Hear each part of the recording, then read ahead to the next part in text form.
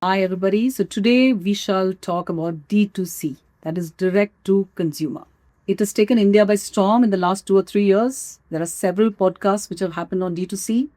I would say every second person, trust me, it's not an exaggeration, who's launching their a new product or a service. And of course, when an entrepreneur always has a very rosy future in mind, they do not think through before they launch a product or a service, and they think they can put it on Instagram and it will start selling from day one. So, Anil, today, as a performance marketing expert, we want to ask you a few questions about D2C. Sure. What ails D2C? I know this is a very big pain point which you want to address. You want the D2C guys, all you guys out there who are planning to launch D2C brands or who are struggling with the current products and services which you have. Please listen to this podcast. It's very, very important and educational. You'll understand the mistakes you made and what course correction you can do. Hopefully, we'll be able to give you all the answers today.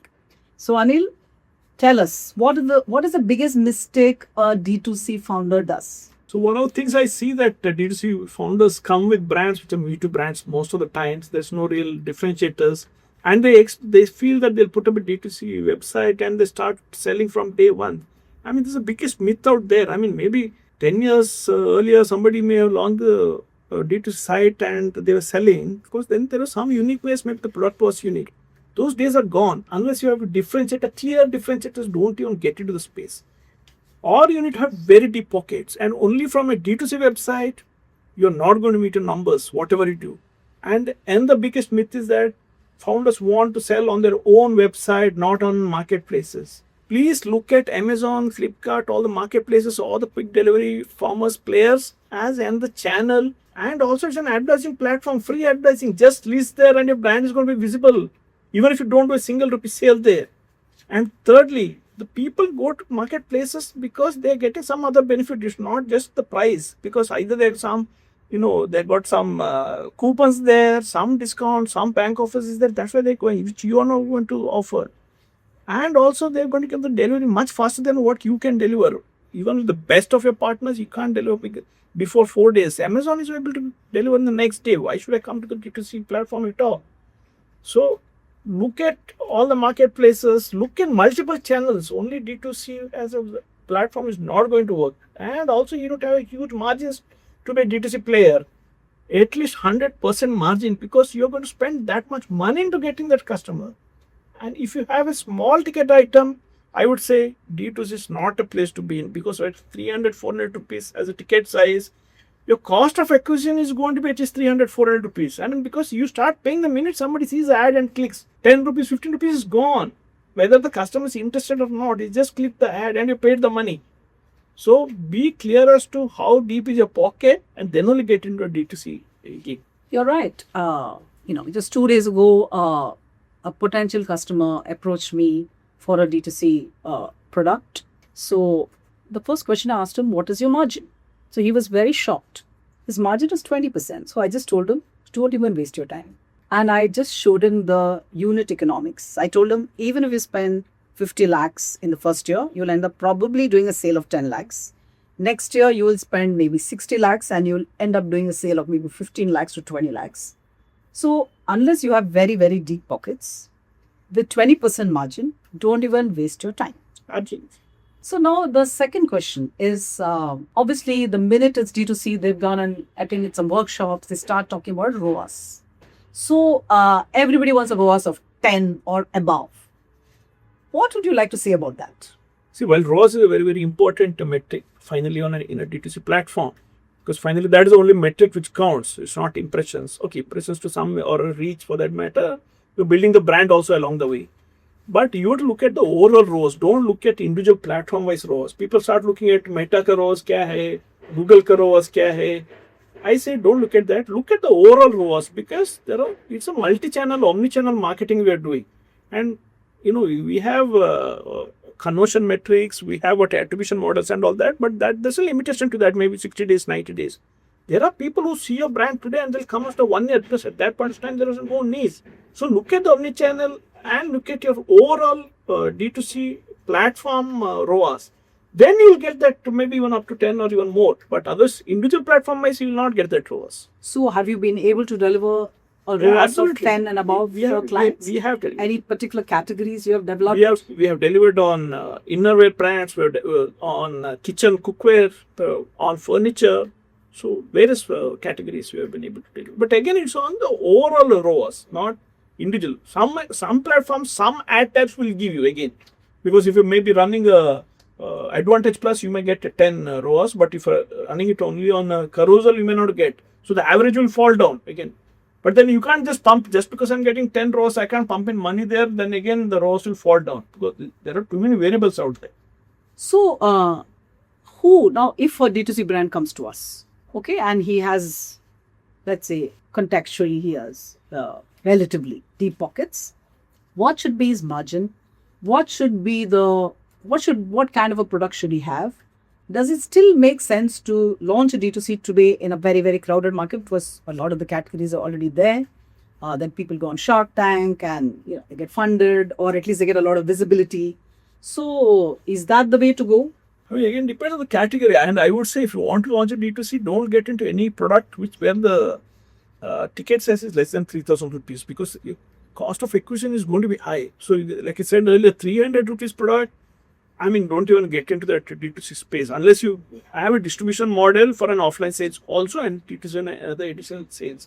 Or maybe the product is such that, I mean, I've never seen this kind of product and it's a must-have product, then maybe it may work. Otherwise, we have seen it just doesn't work on. I mean, we have run campaigns from multiple categories where the cost price was like 300, 350 rupees, because whatever you do at the end of the day, it's minimum 200, 300 will be there, the cost of acquisition for the customer. Or unless again the product is, you look at the lifetime value of the customer, maybe he'll come and buy the product again and it's like almost like consumable, it may work. Initially you're paying 300 rupees for the customer acquisition, maybe then he'll keep buying that product. It depends on what kind of a product. Like beauty products now, there are thousands of products. I mean, it's such a crowded place. I would say don't even get your video. Even the bigger brands today, some well-known, I don't name them, are now not making money, struggling really. I mean, it's only a valuation game. If you see, the D2C really blew out of proportion, then it was a huge valuation game. Anybody who launched a product, they would get valuation, and there were aggregators who were just buying D2C brands, making it into one platform and selling on Amazon, etc. That all those models have failed now. So that's like the .com era of The .com era of 2000s. yes. D2C is a changed game only if you're a very serious player, deep pockets, and don't only work on D2C. Look at all distribution channels. Omnichannel Absolutely. strategy. I mean, like Nykaa today are selling offline. They put their own offline stores, Sugar Cosmetics, are all on offline models as well. You're absolutely right about that. Since a lot of people will be interested in D2C, I mean, we have a big Gen Z audience. Now, so suppose the unit economics, how does it work? Like, what should be the percentage of marketing budget they should allocate to content and performance marketing? Hence, what should their margins be in that case? I mean, I would say if it's a 100 rupee product, they should be getting it at 30-40 rupees. That is the kind of margin that's required to successfully run a D2C product. So initially you have to build the brand, you have to do content creators, I mean all kind of marketing channels, build the brand, then get it listed on all marketplaces, quick commerce, have a product differentiators, then get it to your conversion model with their own platform. So then all that ROAS and CAC and all will come into play anyway. But yeah, you need to have good margins, others don't. So just importing and adding on a 20% margin and selling is not going to go. So, this is what I find with the difference between, let's say, marketing in US and marketing in India. See, in US, people are willing to grow the market. Okay, when like Amazon, okay, they lost money for how many years? 10 years, 15 years, 20 years. They were fine with it because that's how unicorn status is, how they get the unicorn status. But here what I find is they are not ready to build the brand. They want to get into sales without building the brand. And today, even Meta and Google tells us that, right? I mean, they are also building the brand simultaneously along with performance marketing. I mean, Unilever would not have so many brands if they did not spend money on marketing and only on distribution. So this is really distribution of the budget. But before that, you got to create a market for your products. So is this where D2C is failing? Because they don't see that creating a market, they're not seeing the concept of creating the market. They just want to sell to a market which either already is very saturated or does not exist? Absolutely. I mean, today manufacturing product is the least of your worries. I can launch a product, any category you take, I can get a supplier who can manufacture and give. I mean, they'll do like outsourced manufacturing and give it to you. The main cost is going to be a marketing budgets actually. And like you rightly said, I mean, Western markets, they know the power of a brand and they put billions of dollars behind it. I mean, you look at any brand for that matter. The first thing is they build the brand, pump in the money, forget about the sales. The initial phase of D2C brand, they all work to some extent because there is a huge valuation game there. People pumped in money, there was money available on the table to do all the marketing activities. That phase is over now. Now, unless you're an established player, now also you have already various distribution channels, but also now want to get into the D2C, it's fine. I mean, there are many brands which are doing that because the brand is known, so people now have additional channel to buy from. But if you're totally into D2C, I would say think twice before getting into it. Unless you have very, very deep pocket, put the marketing budgets behind it.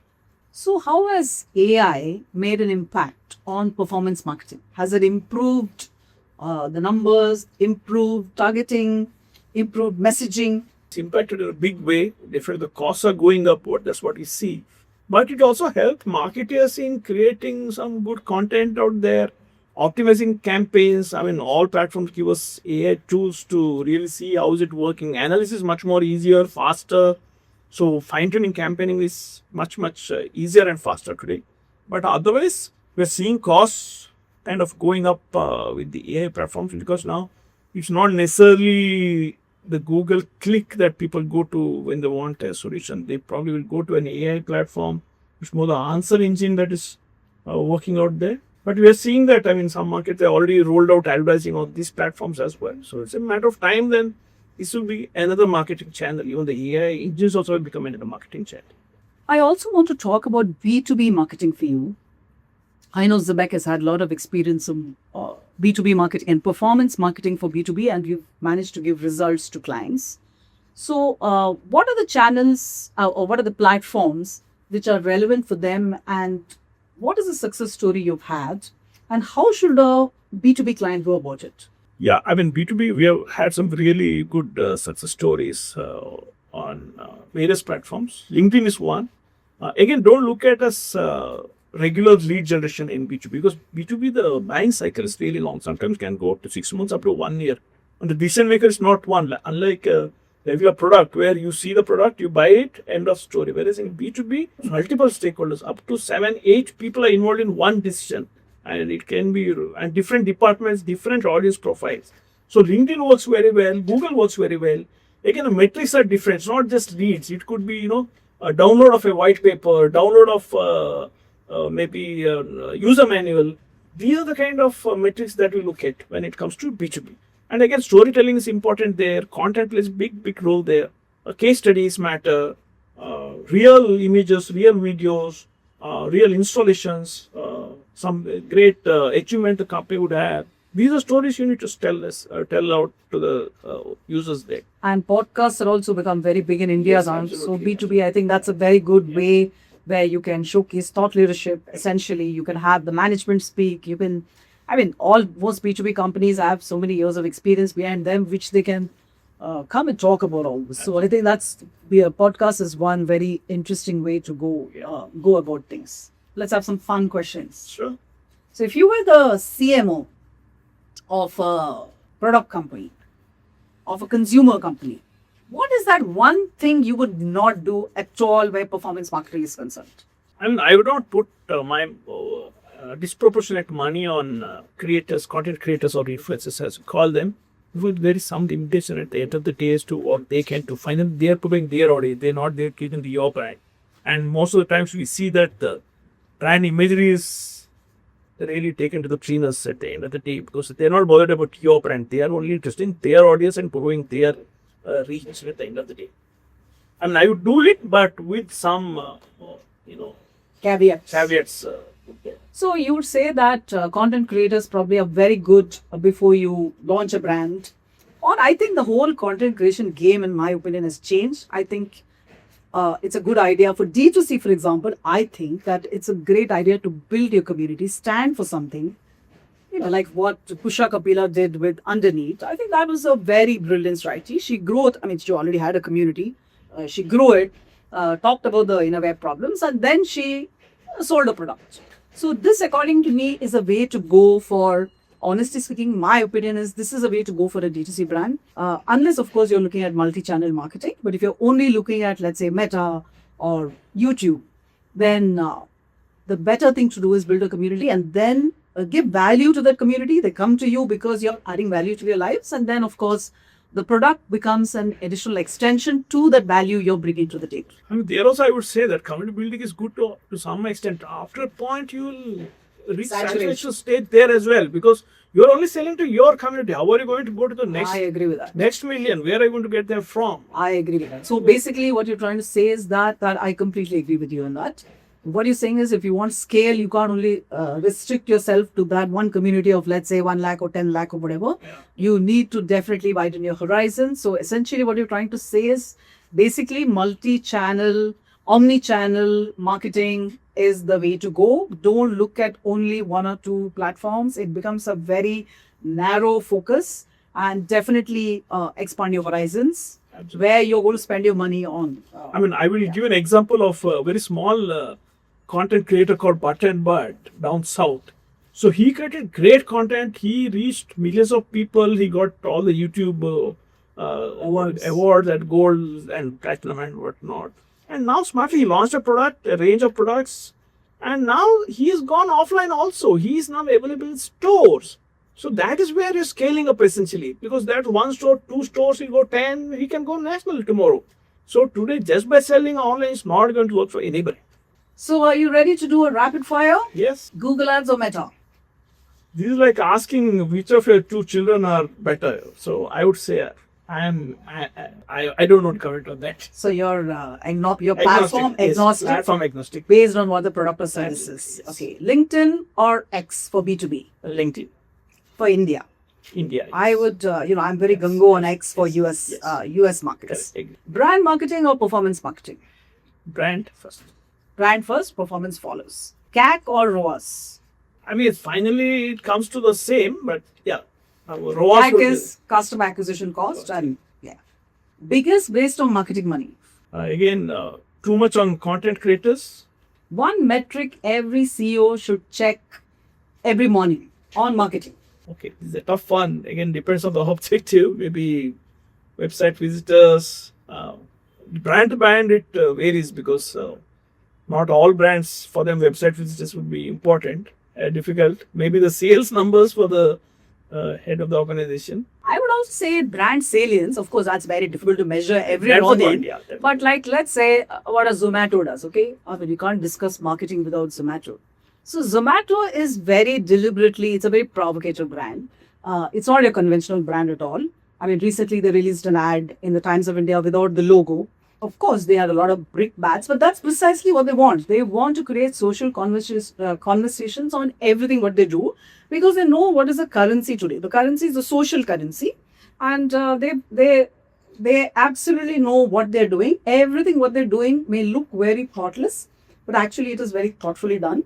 So probably, maybe the Zomato CEO probably looks at the social, maybe his metric is the social conversations, how many mentions have happened of Zomato on that particular day. And, I had posted this on LinkedIn, and of course I got a lot of brickbats and a few bouquets. But let me tell you this, on my own, that day I was ordering something, and guess what? I didn't even look at Swiggy. I straight away went to Zomato and just ordered. This is called brand affinity. Yeah, because it was in every social conversation 2 days ago. So thank you very much, Anil. Thank you, Kiran. We're going to do a few more interviews like this with you going forward. We would like to, so basically the essence of what we're doing is we want to educate our target audience, who are primarily marketeers, and also the younger people who are getting into this field, as to what are the things you need to look out for, what you need to be educated on, and essentially grow your knowledge before you spend any money or before you launch any product or service. Thank you very much. Thank you.